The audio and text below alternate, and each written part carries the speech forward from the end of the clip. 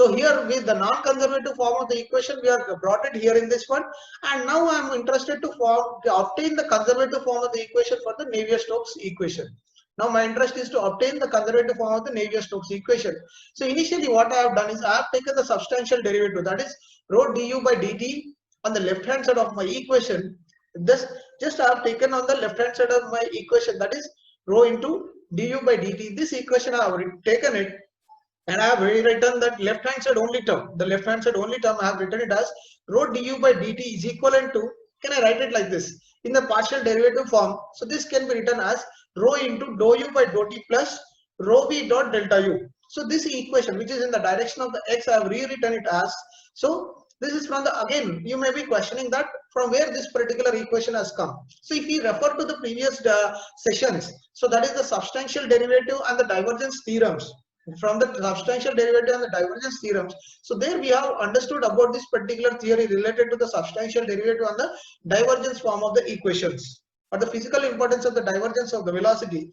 From those equations I have written my left hand side of the terms as rho du by dt as equivalent to rho into dou u by dou t plus rho v dot delta u, rho v dot delta u, right? So this equation I'm just rewriting here in this one. So this based upon the divergence and the substantial derivative I have written in this one. So then I'm just taking the previous equation in the non-conservative form, and my objective is to bring it into the conservative form, right? So just rewriting this equation here, if you see the substantial derivative of rho into du by dt plus rho v dot delta u, right? So this equation what I have done is, so this equation I'm again expanding this equation. So if I write it, dou of rho u by dou t is equivalent to rho into dou u by dt plus u into dou rho by dou t.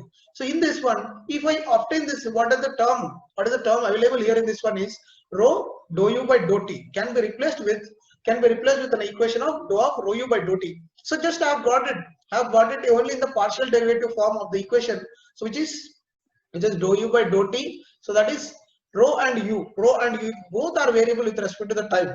Rho and u, the both are variable with respect to the time. How do we obtain that equation?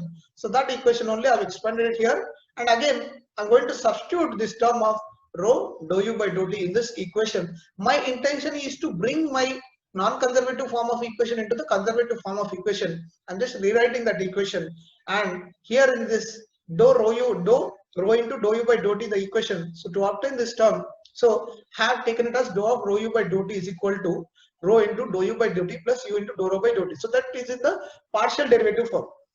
So from that one I got a rho dou u by dou t. So that I have substituted in this equation. On substituting in this equation or replacing this term, I'll get that I'll have to replace the term with dou of rho u by dou t minus u dou rho by dou t. Right. So then my equation will become of rho into dou u by dou t will become, so rho into dou u by dt, this will be replaced with this term in the equation here. Okay, so by replacing that equation in that one, by replacing the equation in this, so that is the density. So my final equation, so if previously what I have done, I have worked on this particular rho into dou u by dou t is plus rho v dot delta u, right? So now what I am doing is recalling the vector identity from the divergence of the product of the scalar types. So that is del dot rho uv is equal to rho v dot del u plus u delta rho v. So this is again got it from the divergence theorem. From the divergence theorem, if I replace my terms of del rho v dot delta u and again rho into dou u by dou t, if I replace my equation in that term, so here my substantial derivative, that the equation will be becoming, so that is dou of rho u by dou t minus u into dou rho by dou t plus del dot rho v plus del dot rho u v bar. So this is how do we get it? So this we are getting it from the substantial derivative which we have discussed earlier, right? The substantial derivative format which we have brought it in the previous terms, so that we are doing it here. So this is the substantial derivative form of the equation, we have applied it here in this one, right?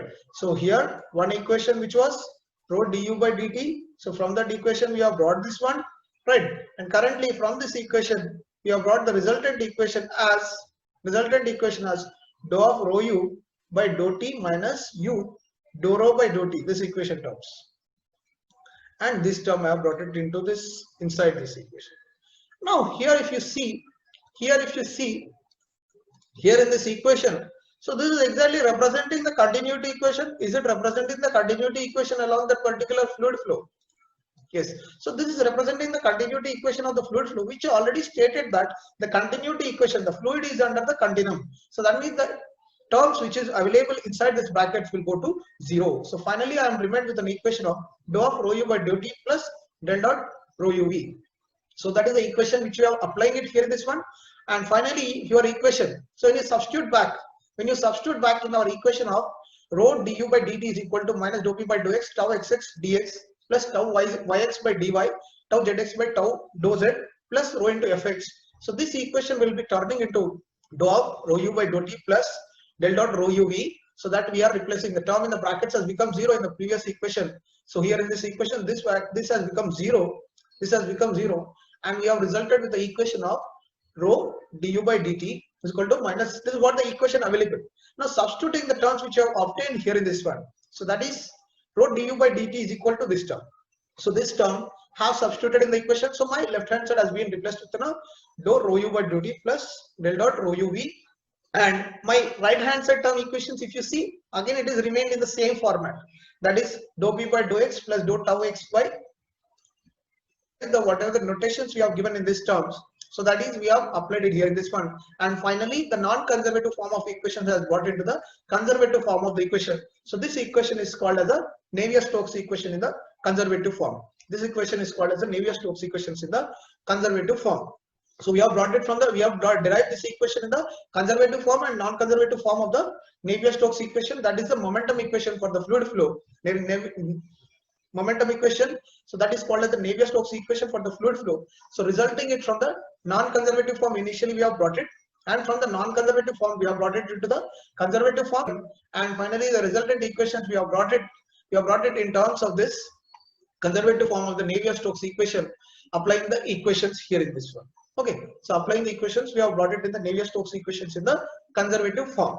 Okay, so now, so let us, so before going further, if it is, so now here we can, if we analyze this particular equation, so this equation is giving, this is the equation. If you see the shear stress term, which is varying along this particular fluid flow, so that we said xx is indicating that the x to the x direction in that particular fluid flow, so the which is perpendicular to that fluid flow, and yx is indicating that the surface of the fluid flow, that is along this direction of the y. So x along the y and z along the y. Sorry. So this is perpendicular direction of y and z, and this is along the direction of the parallel.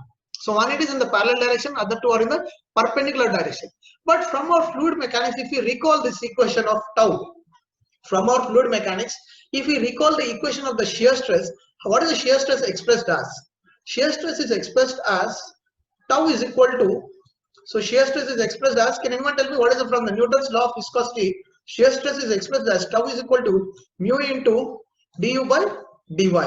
The shear stress is expressed as tau is equal to mu into du by dy, where it has meant a lot in that Newtonian laws of fluids. So it has mentioned that the Newtonian laws of fluids, which is varying along this. So the velocity gradient along the x-axis, the velocity gradient along the x-axis, and the shear stress on the vertical axis.